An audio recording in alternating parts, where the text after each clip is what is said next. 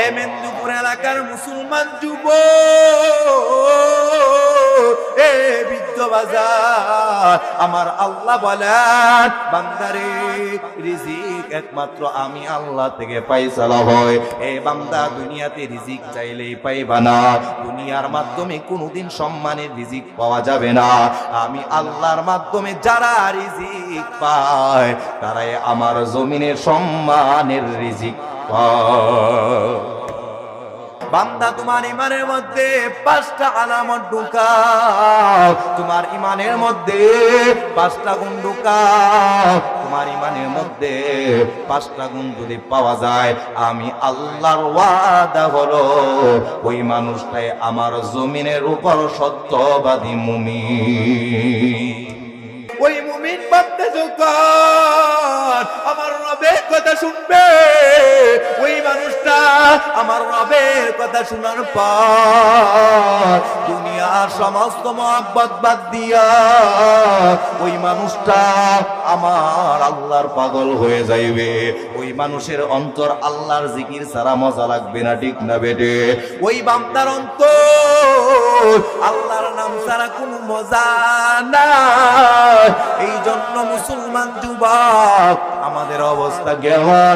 আমাদের অন্তরে আমাদের রবের ভয় নাই, আমাদের অন্তরে আছে দুনিয়ার সরকারের ভয়। এ বান্দা, তুমি দুনিয়াকে কেন ভয় করো? ওই মানুষকে যদি জিজ্ঞাসা করা হয়, ওই মানুষ ডাক দিয়া বলবে,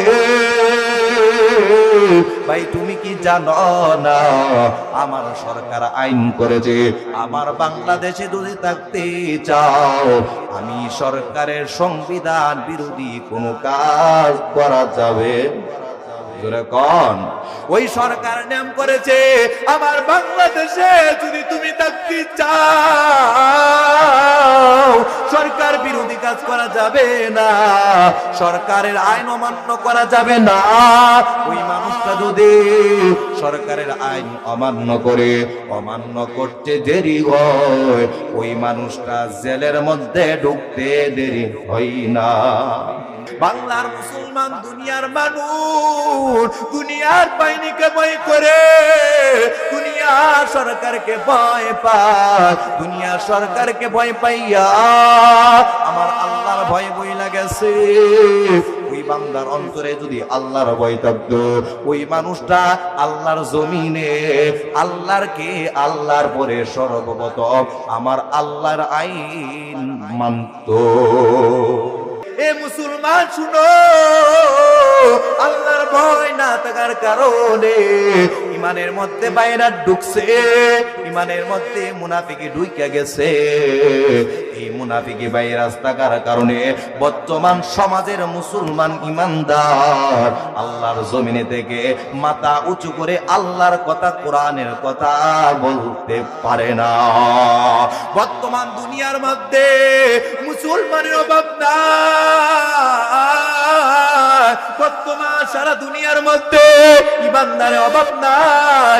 এত মুসলমান, এত ইমানদার থাকার পর মুসলমান কেন মারে খায়? মসজিদে আকসা কেন ধ্বংস হয়? ফিলিস্তিনে কেন মারে খায়? এটার কারণ একটাই, বর্তমান সমাজে মুসলমান ইমানের মধ্যে মুনাফিকি বাইরা ঢুইকা গেছে। আমার আল্লাহ ঘোষণা করলেন, ওই বান্দা বান্দি আমি আল্লাহর কাছে সত্যবাদী মুমিন। ওই বান্দা যখন আল্লাহর কাছে দামি মুমিন হয়ে যায়, ওই বান্দার দাম কম হয় না বেশি হয়? যেরকম এ মেদিনীপুর এলাকার মুসলমান যুবক, এ বৃদ্ধ বাজার, দিলের কান দিয়ে শুনো, আমার আল্লাহ জানায়া দেন, ওই বান্দা যখন আমি আল্লাহর জমিনে সত্যবাদী মুমিন হয়ে যায়, ওই বান্দার জন্য আমি আল্লাহর পক্ষ থেকে আমার জমিনের উপর 3টা সুসংবাদ দেওয়া হয়। জোরে কোন সুবহানাল্লাহ। এ মেদিনীপুর এলাকার যুবক ভাই, এ বৃদ্ধ বাজার, দিলে কান দিয়ে শুনেন, আমার রব জানায়া দেন ওই বান্দা যখন সত্যবাদী মুমিন হয়ে যায়, ওই বান্দার জন্য আল্লাহর পক্ষ থেকে 1 নাম্বার সুসংবাদ আল্লাহ বলেন লাহুম দারাজাতুন ইনদা রাব্বিহিম। আমার আল্লাহ জানায়া দেন ওই সত্যবাদী মুমিন যেই হবে,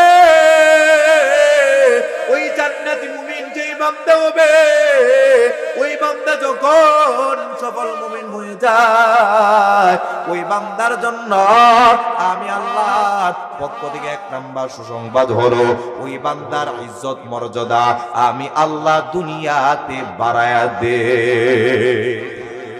আর জোরে সুবহানাল্লাহ।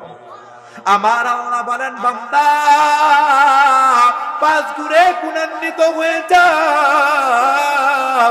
এই 5 গুণে বান্দা গুণান্বিত যদি হও, আমি আল্লাহর ওয়াদা ওই বান্দার সম্মান আমি আল্লাহ দুনিয়াতে বাড়ায় দেই, ওই বান্দার সম্মান আমি আল্লাহ কবরে বাড়ায় দেই, ওই বান্দার সম্মান কাল কিয়ামতের ময়দানে বাড়ায় দেই। আল্লাহ যদি সম্মান বাড়ায় দেন কেউ কমাইতে পারবে না। আর যারা পারবে না যুবক, এ যুবক, এ বৃদ্ধ বাজার, আজকে আমরা দুনিয়াতে সম্মানিত হওয়ার জন্য দুনিয়ার টাকার পিছনে দৌড়াই, দুনিয়াতে সম্মানিত হওয়ার জন্য রাজনীতিকের পিছনে দৌড়ায়, দুনিয়াতে সম্মানিত হওয়ার জন্য নেতার পিছনে দৌড়ায়, দুনিয়াতে সম্মানিত হওয়ার জন্য সুদের কারবারে দৌড়ায়, দুনিয়াতে সম্মানিত হওয়ার জন্য একজন আরেকজনকে হত্যা করে, ঠিক না বেঠে? দুনিয়া সম্মানের চার পাওয়ার জন্য একজন আরেকজনকে জেলের মধ্যে ঢুকায়, কয় না কথা ঠিক না বেটে? এরে বান্দা শুধু দুনিয়ার মাধ্যমে যারা দুনিয়াতে সম্মানের তালাশ করে, দুনিয়ার মাধ্যমে যারা দুনিয়ার ইজ্জতের পেছনে দৌড়ায়, আমার আল্লাহ জানা দেয় এ বান্দা শুনো, দুনিয়ার সম্মান, দুনিয়ার টাকা, দুনিয়ার নেতা, দুনিয়ার গাড়ি, দুনিয়ার বাড়ি তোমাকে সম্মানিত বানাইতে পারবে না। বলে এই সম্মানের চাবিকাঠি হলেন একমাত্র কার হাতে? আর জোরে কার হাতে? আমার আল্লাহ জানা দেন ওয়া তুইজ্জু মান তাশা ওয়া তুযিল্লু মান তাশা ওয়া বিয়াদিকাল খায়র। আমার আল্লাহ জানা দেন আমি আল্লাহ কইলাম ইজ্জতের মালিক, আমি আল্লাহ চাইলেই বান্দাকে ইজ্জত ওয়ালা বানাইতে পারবো, আমি আল্লাহ চাইলেই বান্দাকে বেইজ্জতিও বানাইতে পারবো, ঠিক না বেটে? এ বান্দা তোমার কল্যাণ, এ বান্দা তোমার ভালো, এ বান্দা তোমার খারাপ, সব কিছু কার থেকে ফয়সালা হয়? জোরে কই না? আল্লাহর হাতে ফয়সালা হয়। এই জন্য ভাই বলতেছিলাম আমার আল্লাহ জানায়া দেন এই বান্দা যখন 5 গুণে গুণান্বিত হইয়া মুমিন হতে পারবে, ওই বান্দার জন্য আমি আল্লাহর পক্ষ থেকে বান্দার ইজ্জত সম্মান আমি আল্লাহ দুনিয়াতে বাড়ায় দেই। সুবহানাল্লাহ। আমি আল্লাহ কেমন দয়ার রব, আমার আল্লাহ জানায়া দেন আমি আল্লাহ ওই বান্দার সম্মান শুধু বাড়াইব না, আমি আল্লাহ ওই বান্দার উপর কেমন খুশি হয়ে যায়, ওই বান্দাকে আমি আল্লাহ দুনিয়াতে গুনাহ মুক্ত জীবন দান করি, ওই বান্দাকে আমি আল্লাহ দুনিয়াতে গুনাহ মুক্ত বানাইয়া দুনিয়াতে তার জীবনটাকে পবিত্র বানায় দে। এ বান্দা ভালোভাবে শুনিয়া লাও, আমার আল্লাহ তোমাকে যদি গুনাহ মুক্ত বানায় দেন, ওই গুনাহ মুক্ত বান্দার ঠিকানা হবে একমাত্র আল্লাহর জান্নাত, ঠিক না বেটে? আমার আল্লাহ কোরআনের মধ্যে জানায়া দেন, আল্লাহ বলেন ইন্নাল আবরারা লাফি নাঈম, যারা নেককার হবে তাদের ঠিকানা জান্নাত, ওয়া ইন্নাল ফুজ্জারা লাফি জাহিম, বান্দা যদি গুনাহগার হয়ে যাও তোমার ঠিকানা হবে জাহান্নাম। এই জন্য আমার আল্লাহ বলে আমি আল্লাহ ওই সত্যবাদী মুমিনকে গুনাহ মুক্ত বানায় দে, ওই বান্দার 3 নাম্বার পুরস্কার আমার আল্লাহ জানায় দে ওয়ারিজুকুম কারীম।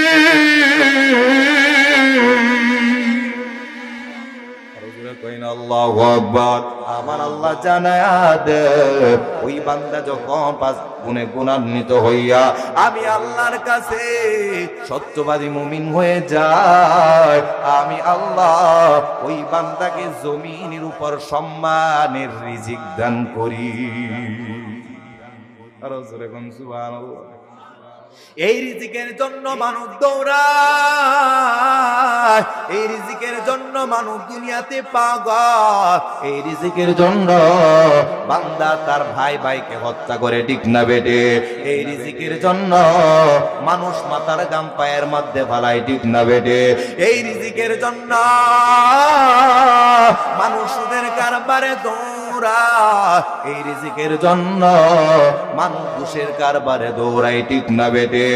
এ যুবক ভাই, এ বৃদ্ধ বাজার, আমার আল্লাহ বলে বান্দারে 5 গুণে গুণান্বিত হইয়া যখন সত্যবাদী মুমিন হয়ে যাও, আমি আল্লাহ আমার জমিনের উপর তোমাকে সম্মানের রিজিক দান করব।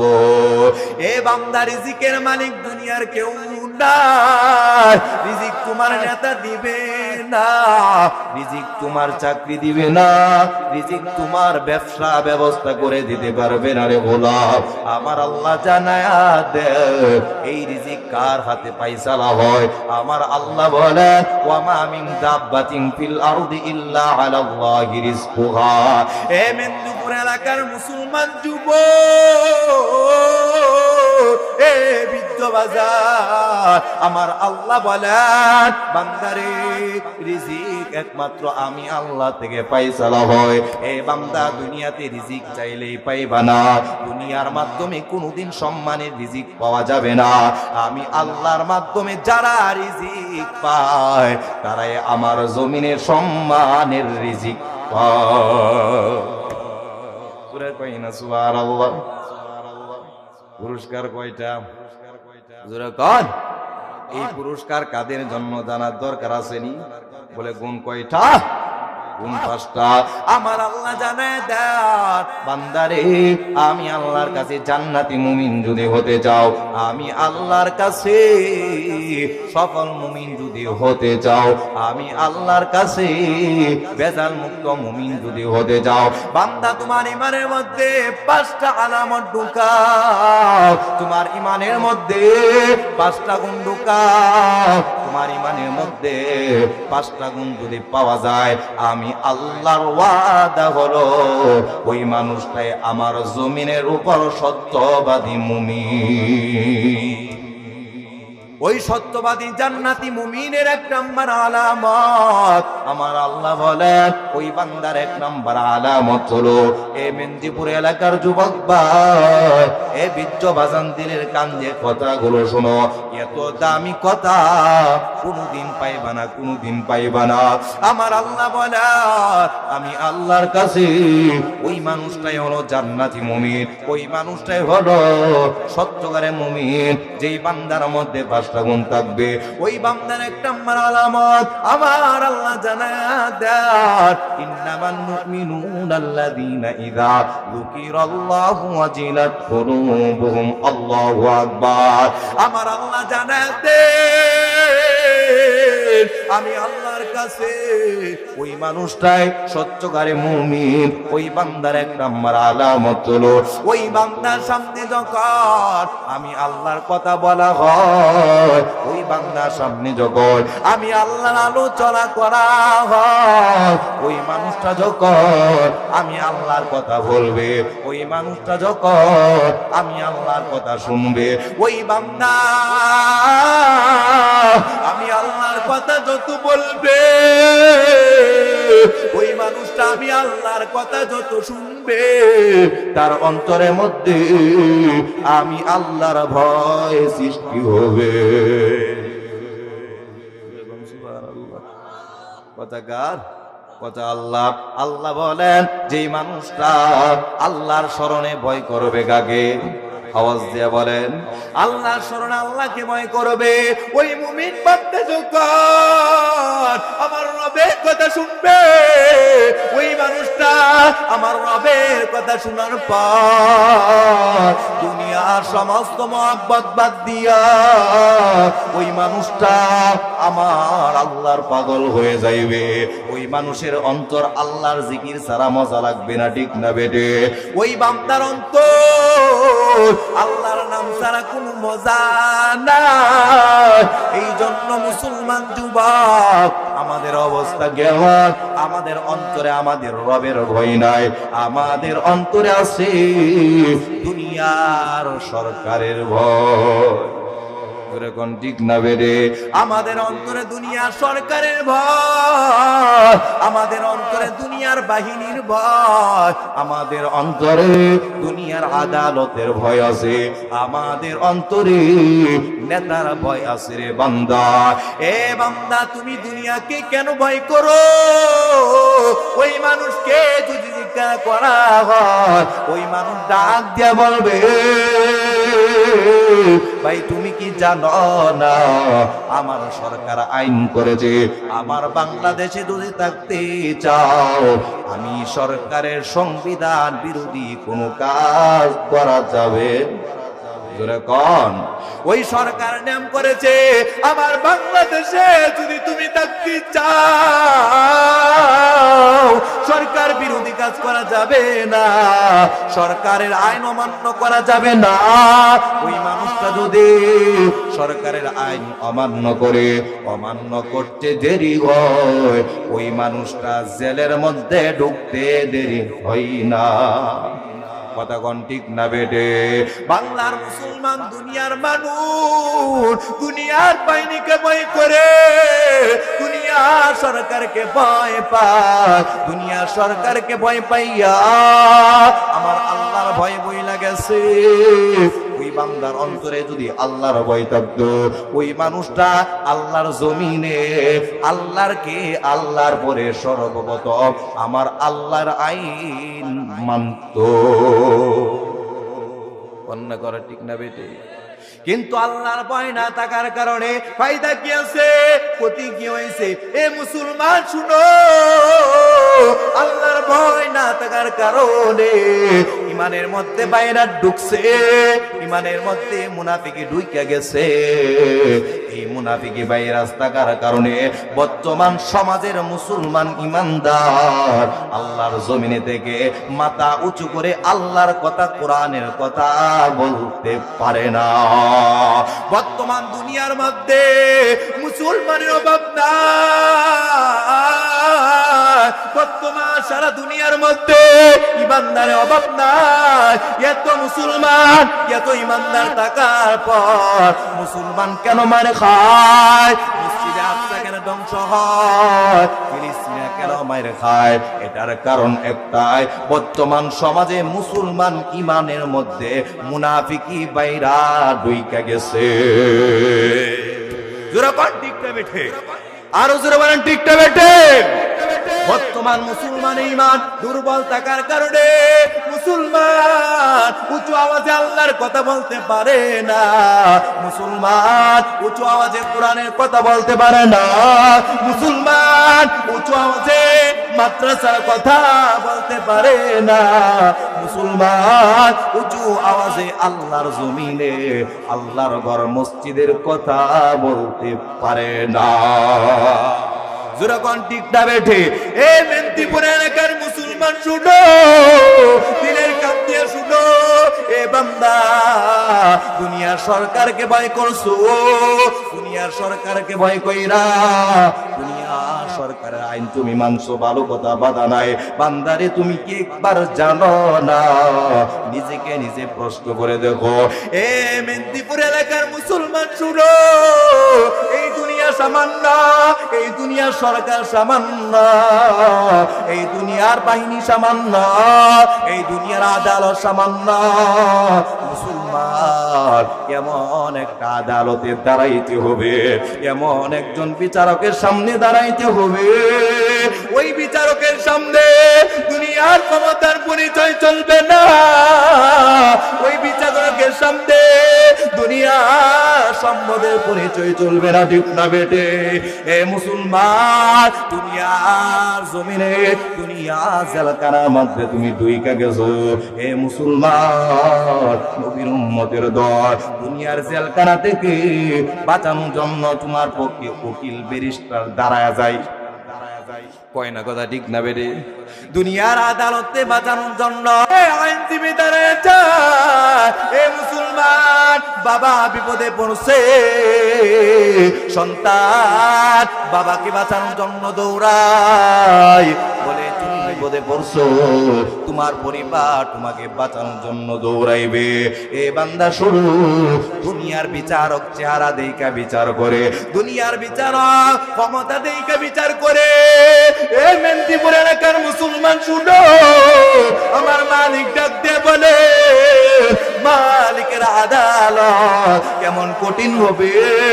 আমার মালিক বলেন, ইয়াউমা লা ইয়ানফাউ মালু ওয়ালা বানুন ইল্লা মান আতাল্লাহা বিকলবিন সালিম।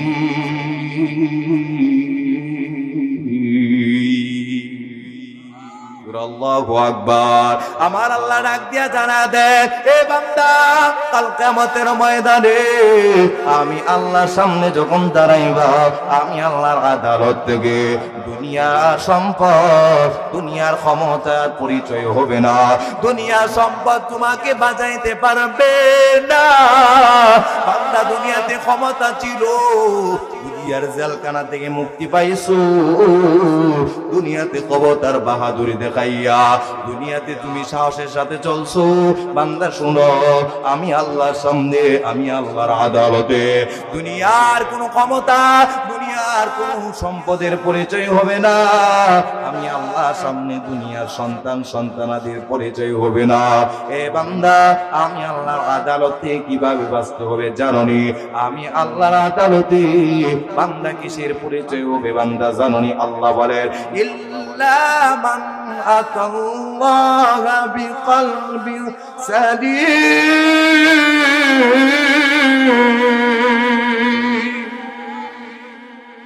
আল্লাহু আকবার। আমার আল্লাহ জানায়া দেন, আমি আল্লাহর সামনে ওই বান্দায় মুক্তি পাইবে যেই বান্দার কলব হবে ভালো, যেই বান্দার ঈমান হবে ভালো। বান্দার ঈমান যদি ভালো হয়, ওই বান্দার ফায়সালাটাও হবে ভালো। সুবহানাল্লাহ। এই জন্য বলতেছিলাম, আমার আল্লাহ বলে, এ বান্দা, সত্যিকারে জান্নাতি মুমিন যদি হতে চাও, অন্তরের মধ্যে ভয় ঢুকাও। কার ভয় ঢুকাও? ওই বান্দার অন্তরে আল্লাহর ভয় যদি দুই কাজা, বান্দার অবস্থাটা কেমন হয়? ওই বান্দা যখন আমার আল্লাহকে ভয় করবে, ওই বান্দা কোনদিন জবান দিয়ে মিথ্যা কথা বলবে না। ওই বান্দা যখন আমার আল্লাহকে ভয় করবে, ওই বান্দা সুদের কারবারে দৌড়াইবে না। ওই বান্দা যখন আমার আল্লাহকে ভয় করবে, ওই বান্দা কোনদিন ঘুষের কারবারে দৌড়াইবে না, ঠিক না বেড়ে?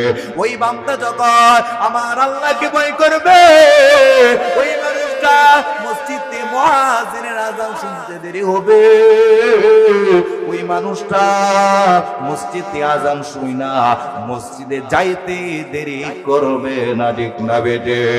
কিন্তু মুসলমান, আমাদের অন্তরে ভয় না থাকার কারণে এই সমাজের সর্ব অবস্থায় সব জায়গায় শুধু বেজাল আর বেজাল। কোন ঠিক না বেটে?